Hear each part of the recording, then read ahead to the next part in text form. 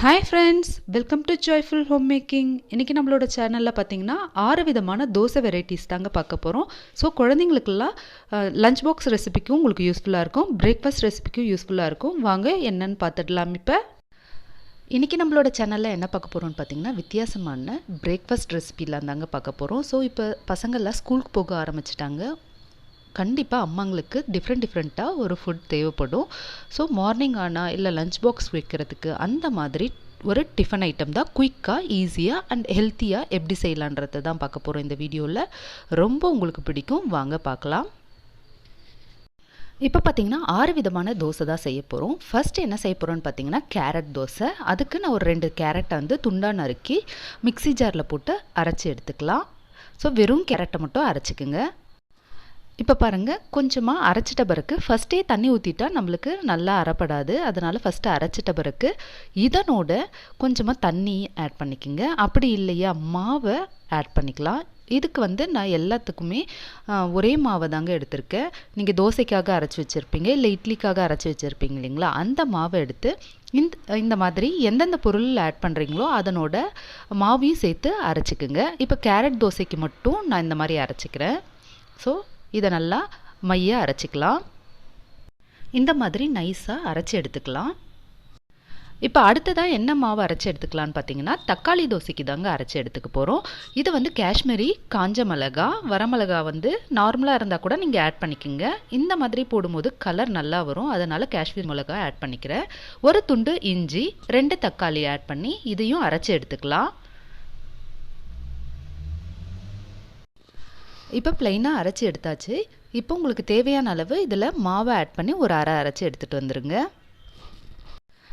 இப்போ இதனோட தேவையான அளவு மாவை ஆட் பண்ணி இன்னொரு அரை அரைச்சி எடுத்துகிட்டு வந்துடலாம். அப்போ தான் சூப்பராக வரும் தோசை. இப்போ தக்காளி தோசைக்கு உண்டான மாவு தயாராகியாச்சு. இதை ஒரு கப்பில் வச்சுட்டு இப்போ அடுத்த தோசைக்கு உண்டான மாவை அரைச்சிடலாம். அடுத்ததாக பாலக்கீரை தோசை தாங்க அரைக்க போகிறோம். இதுக்கு வந்து பச்சை மிளகாய் ஆட் பண்ணிக்கிறேன். குழந்தைங்களுக்காகன்றதுனால ஒரே ஒரு பச்சை மிளகாய், ஒரு துண்டு இஞ்சி, இல்லைனா உங்களுக்கு காரம் அதிகமாக தேவைன்னா 2 கூட ஆட் பண்ணிக்கோங்க. இப்போ பாலக்கீரை இதனோட கொஞ்சமாக கொத்தமல்லியும் புதினாவும் ஆட் பண்ணிங்கன்னா இன்னும் டேஸ்ட்டாகவும் இருக்கும். இப்போ பாருங்கள், இதையும் ஒரு சுற்றிட்டு இதுக்கப்புறம் மாவை தேவையான அளவு ஆட் பண்ணி அதையும் நல்லா நைஸாக அரைச்சி எடுத்துகிட்டு வந்துடலாம். ஸோ இந்த மாதிரி பண்ணும்போது நம்மளுக்கு அரைக்கிறதும் மாவும் நல்லா கலந்துடும். பாலக்கீரை தோசைக்கு உண்டான மாவு தயாராகியாச்சு. இதையும் ஒரு கப்பில் எடுத்து வச்சிடலாம். அடுத்ததாக என்ன தோசை மாவு அரைக்க போகிறோன்னு பார்த்தீங்கன்னா பீட்ரூட் தோசைக்கு தாங்க அரைக்க போகிறோம். ஒரு ஸ்பூன் அளவுக்கு ஜீரகம் ஆட் பண்ணிக்கிங்க, ஒரு பீட்ரூட் ஆட் பண்ணிக்கிறேன். ஸோ இதனோட உங்களுக்கு காரத்துக்கு தேவைன்னா ஆட் பண்ணிக்கிங்க, இல்லைன்னா அப்படியே அரைச்சிடலாம். அரைச்சாச்சு. இதனோட மாவையும் சேர்த்து அரைச்சி எடுத்துகிட்டு வந்துடலாம். செமையாக இருக்குது பாருங்கள், கலரை பார்க்க சூப்பராக இருக்குது, நல்லா மையாக அரைஞ்சிடுச்சு. இப்போ பார்த்தீங்கன்னா 4 விதமான தோசை மாவு தயாராகியாச்சு. இந்த மாதிரி நீங்கள் பண்ணும்போது குழந்தைங்களுக்கு டிஃப்ரெண்ட்டான தோசை ஒரு நாள் கொடுக்கலாம். லஞ்ச் பாக்ஸுக்கு பிரேக்ஃபாஸ்ட்டுக்கெல்லாமல் கொடுக்கலாம். பீட்ரூட் தோசை, கேரட் தோசை, தக்காளி தோசை, பாலக்கீரை தோசை. ஸோ இதை வாங்க எப்படின்னு பார்க்கலாம். இப்போ பார்த்தீங்கன்னா பாலக்கீரை தோசை தாங்க ஊற்றிருக்கேன், செமையாக இருக்குது. ஸோ இதை திருப்பிடலாம். நான் ஆயிலும் ஆட் பண்ணிட்டேன். எந்த தோசையும் உங்களுக்கு ரொம்ப முறுவலாக வேணும், அப்போ சாப்பிட்றதுக்கு நல்லாயிருக்கும் முறுவலாக இருக்குது. ஆனால் பாக்ஸில் வைக்கும்போது முறுவலாக இருந்தால் நல்லா இருக்காது. காலையில் சாப்பிட்றீங்கன்னா ஒரு ஸ்பூன் அளவுக்கு ரவை ஆட் பண்ணி செய்யுங்க, சூப்பராக இருக்கும். திருப்பியாச்சு. ஃபஸ்ட் பார்த்திங்கன்னா பாலக்கீரை தோசை தயாராகியாச்சு. டிஃப்ரெண்ட்டாக இருக்கும், ஹெல்த்தியானது கூட. ஸோ இதையும் நீங்கள் ட்ரை பண்ணி பாருங்கள். இப்போ வாங்க அடுத்தது பார்க்கலாம். அடுத்ததாக பீட்ரூட் தோசை ஊற்றிடலாங்க. இந்த மாதிரி டிஃப்ரெண்ட்டாக ஒரு நாள் வந்து நீங்கள் பாக்ஸ்லேயோ இல்லை பிரேக்ஃபாஸ்ட்டுக்கு காலையில் வைக்கும் போதோ ரொம்ப ஹெல்த்தியும் கூட. யாராவது கெஸ்ட் வந்தால் கூட இந்த மாதிரி நீங்கள் ட்ரை பண்ணலாம். இப்போ கொஞ்சமாக ஆயில் ஆட் பண்ணி திருப்பிடலாம். இந்த மாதிரி கலராக நம்ம தோசை ஊற்றும் போது குழந்தைங்களும் விரும்பி சாப்பிடுவாங்க, வேண்டான்னு சொல்ல மாட்டாங்க. இப்போ அதே மாதிரி என்ன பண்ணலான்னு பார்த்தீங்கன்னா பீட்ரூட்டோடையோ இல்லை வந்து பாலக்கீரை அந்த மாதிரி தோசைலாம் ஊற்றும் போது நீங்கள் ஒரு கேரட்டை கூட துருவி அந்த தோசை மாவில் கலந்து கூட சுட்டு பார்க்கலாம். சூப்பராகவே இருக்கும், டேஸ்ட்டும் செமையாக இருக்கும். அடுத்ததாக கேரட் தோசை ஊற்றிக்கலாங்க. இப்போ பாருங்கள் எவ்வளோ வெரைட்டிஸ் இருக்குது, நீங்கள் கவலையே பட தேவையில்லை. இந்த மாதிரி நீங்கள் கொடுக்கும்போது சாப்பிடாத காய்கறிகள் கூட குழந்தைங்கள் எடுக்க வாய்ப்பு அதிகமாகவே இருக்குது. இப்போ கேரட் தோசைக்கும் எண்ணெய் ஆட் பண்ணி நம்ம திருப்பி எடுத்து வச்சிடலாம். கேரட் தோசை தயார். இப்போ அடுத்ததாக தக்காளி தோசை தாங்க ஊற்ற போகிறோம். சூப்பராக வந்தது எல்லா தோசையும். ஸோ இதுக்கும் ஆயில் ஆட் பண்ணிடலாம்.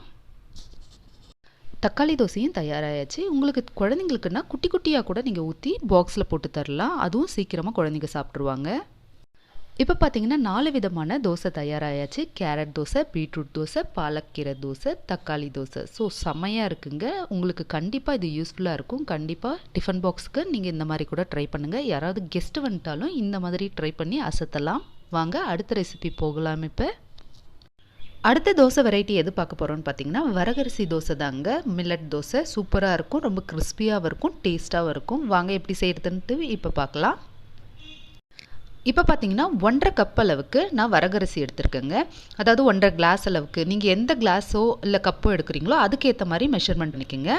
அதே கப்பில் ஒரு 1/4 கப் அளவுக்கு உளுந்து எடுத்திருக்கேன். கூடவே வாசனைக்காக கடலைப்பருப்பு ஆட் பண்ணுறேன். ஒரு 3 ஸ்பூன் அளவுக்கு ஆட் பண்ணிக்கோங்க. அதுக்கப்புறம் பார்த்தீங்கன்னா வெந்தயம் ஆட் பண்ணுறேன். 1 ஸ்பூன் அளவுக்கு ஆட் பண்ணி இதெல்லாம் நல்லா வாஷ் பண்ணி எடுத்துடலாம். இப்போ தண்ணி ஊற்றிக்கோங்க இதில்.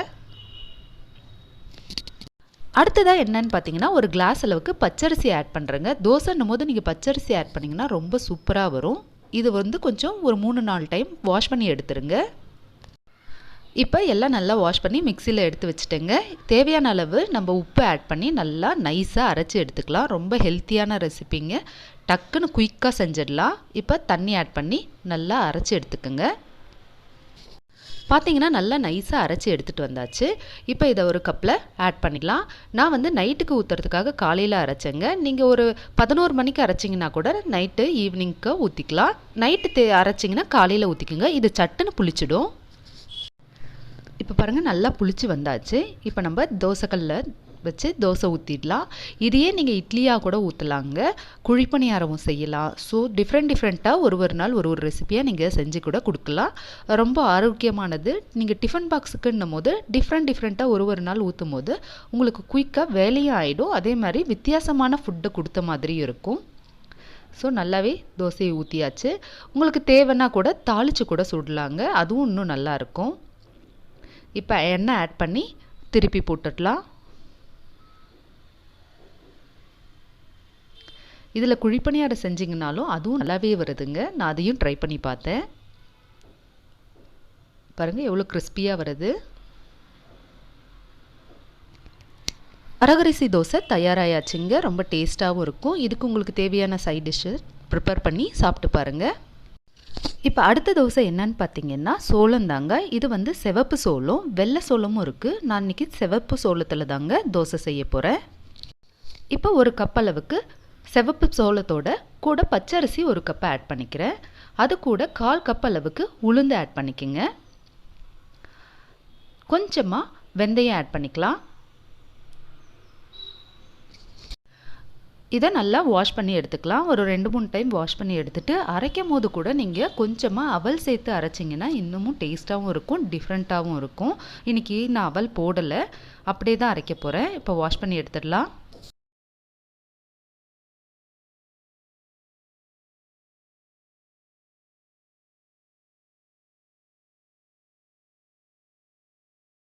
இப்போ நல்லா அரைச்சி எடுத்தாச்சு. நான் ஒரு 10 o'clock அரைச்சி எடுத்தேன் காலையில். இப்போ நைட்டுக்கு தோசை ஊற்றிக்கலான்ட்டு ஊற்றுறேன் பாருங்கள். நல்லாவே வருது.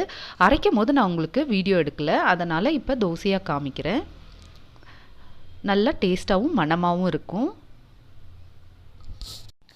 கொஞ்சமாக எண்ணெய் ஆட் பண்ணி நம்ம தோசையை திருப்பி போட்டு எடுத்துடலாம். ஸோ ரெட் சோள தோசை தயாராகியாச்சு. நீங்கள் வெள்ளை தோசையிலையும் ட்ரை பண்ணி பாருங்கள். கண்டிப்பாக சூப்பராகவே இருக்கும், மணமாகவும் இருக்கும். ஹெல்த்தியான ரெசிபிங்க இது எல்லாமே. உங்களுக்கு டிஃபன் பாக்ஸுக்கு ரொம்பவே யூஸ்ஃபுல்லாக இருக்கும். குட்டீஸும் விரும்பி சாப்பிடுவாங்க இந்த மாதிரி டிஃப்ரெண்ட்டாக செய்யும் போது. காலையில் பிரேக்ஃபாஸ்ட்டுக்கும் உங்களுக்கு வித்தியாசமாக கிடைக்கும். ஸோ இது ஏதாவது உங்களுக்கு யூஸ்ஃபுல்லாக இருந்ததுன்னா கண்டிப்பாக கமெண்ட் செக்ஷனில் கமெண்ட் பண்ணுங்கள். இதே மாதிரி நிறைய வீடியோஸ் நான் ஆல்ரெடி அப்லோட் பண்ணியிருக்கேன். ஸோ அதுவும் நான் ஒரு பிளேலிஸ்ட்டில் தரேன். எப்போ டைம் கிடைக்குதோ அதையும் போய் பாருங்கள். உங்களுக்கு பிடிச்சிருந்தா ஜாய்ஃபுல் ஹோம் மேக்கிங் சேனலுக்கு சப்ஸ்கிரைப் பண்ணுங்கள். தேங்க்யூ.